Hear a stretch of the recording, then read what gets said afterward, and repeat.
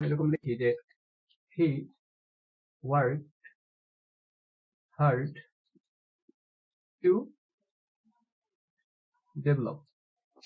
He work hard to develop, এটা একটা simple sentence. Simple sentence কিভাবে? একটা সাবজেক্ট এবং একটা প্রেডিকেট ভার্ব আছে। ওকে, তাহলে দেখেন এটাকে আমরা কমপ্লেক্স সেন্টেন্সে রূপান্তর করব। এই যে এই টু কে পরিবর্তন করে কি বসাবো?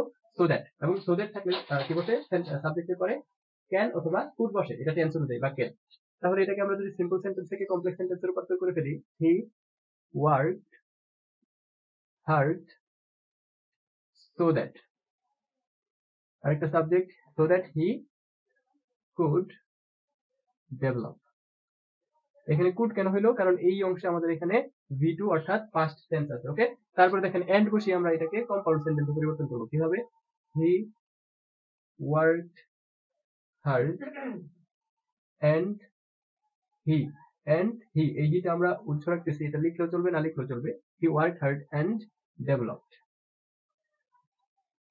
হি ওয়ার্কড হার্ড এন্ড ডেভেলপড। তাহলে টু সো দ্যাট এন্ড এই রুলসটা আশা করছি আর কখনো ভুল হবে না। আপনারা এই অনুযায়ী এরকম সেন্টেন্স গুলো লিখে প্র্যাকটিস করেন।